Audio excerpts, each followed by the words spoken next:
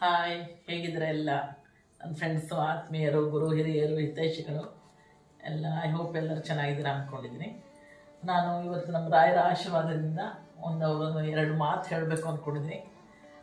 ತುಂಬ ದಿನ ನಾನು ಹೇಳಬೇಕು ಅಂದ್ಕೋತೀನಿ. ಆದರೆ ಹೇಳ್ತಾನೆ ಇದ್ದೀನಿ, ಅದು ಎಲ್ಲರಿಗೂ ರೀಚ್ ಆಗ್ತಾ ಇಲ್ಲ ಅಂದ್ಕೋತೀನಿ. ಯಾಕಂದರೆ ನಾನು ಸಣ್ಣ ದೊಡ್ಡ ಲೇಖಕ್ಕೆಲ್ಲ ನಾನು ಬರವಣಿಗೆಲ್ಲ ಹೇಳ್ತೀನಿ, ನಾನು ಫ್ರೀ ಆದಾಗೆಲ್ಲ ಬರೆದು ಹೇಳ್ತಾ ಇರ್ತೀನಿ. ನಾನು ತೋಚಿದ್ದು ಗೀಚೋದು ಅಂಥೇಳಿ ಅದು ಹಾಕ್ತಾ ಇರ್ತೀನಿ ನಾನು. ಆದರೆ ತುಂಬ ಜನಕ್ಕೆ ರೀಚ್ ಆಗಿಲ್ಲ ಅನ್ಕೋತೀನಿ ನಾನು.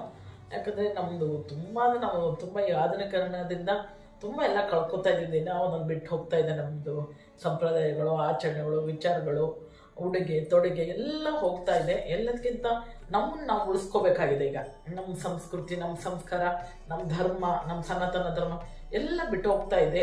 ಇತ್ತೀಚಿನಂತೂ ಈಗ ನೋಡ್ತಾ ಇದ್ದರೆ ಇತ್ತೀಚಿನ ನುಡಿಗಳು ಇದೆಲ್ಲ ನೋಡ್ತಾ ಇದ್ದರೆ ಮುಂದಿನ ಭವಿಷ್ಯ ನೆನೆಸ್ಕೊಂಡ್ರೆ ಭಯ ಆಗುತ್ತೆ. ಎಲ್ಲದು ಹೋಗ್ತದೆ. ನಮ್ಮ ತನನೇ ನಮಗಿಲ್ಲ ಅಂದಮೇಲೆ ನಮ್ಮ ಅಸ್ತಿತ್ವ ಎಲ್ಲಿ? ಇದನ್ನೆಲ್ಲ ನಾವೆಲ್ಲ ಸೇರಿ ಉಳಿಸೋದನ್ನ ಮಾಡಬೇಕು. ಮೇಯ್ನಾಗಿ ನಮ್ಮ ಮನೇಲೆ ನಾವು ಮೊದಲು ಶುರು ಮಾಡ್ಬೇಕು ನಮ್ಮ ಮಕ್ಕಳಿಗೆ ತಿಳಿಸೋಕ್ಕೆ.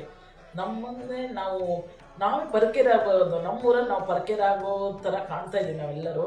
ಅದಕ್ಕೆ ಆದಷ್ಟು ನಾವೆಲ್ಲರೂ ಸೇರಿ ನಿಮ್ಮ ಆಶೀರ್ವಾದದೊಂದಿಗೆ ಅವೇರ್ನೆಸ್ ಮೂಡಿಸೋಣ. ನನ್ನೊಂದು ಸಣ್ಣ ಪ್ರಯತ್ನ, ನಿಮ್ಮೆಲ್ಲರೂ ಪ್ರೋತ್ಸಾಹ ಇರಲಿ.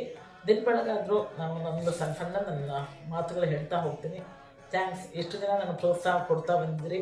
ನನ್ನ ಖುಷಿಯ ಕ್ಷಣಗಳಾಗಲಿ, ನೋವಿಂದಾಗಲಿ, ದುಃಖದಾಗಲಿ ಎಲ್ಲ ಪ್ರೋತ್ಸಾಹ ಮಾಡಿದ್ರಿ. ಇನ್ಮೇಲೂ ನನ್ನ ಸಣ್ಣ ಕೆಲಸದಲ್ಲಿ ನಮ್ಮದು ಸಂಪ್ರದಾಯ ಎಲ್ಲಕ್ಕಿಂತ ನಮ್ಮದು ಆಹಾರ ಪದ್ಧತಿ ಎಲ್ಲ ಮುಗಿದು ಹೋಗ್ತಾ ಇದೆ ಎಲ್ಲದೂ. ಅದೊಂದು ಸ್ವಲ್ಪ ಅವೇರ್ನೆಸ್ ಮೂಡಿಸೋಣ ಎಲ್ಲರಿಗೂ.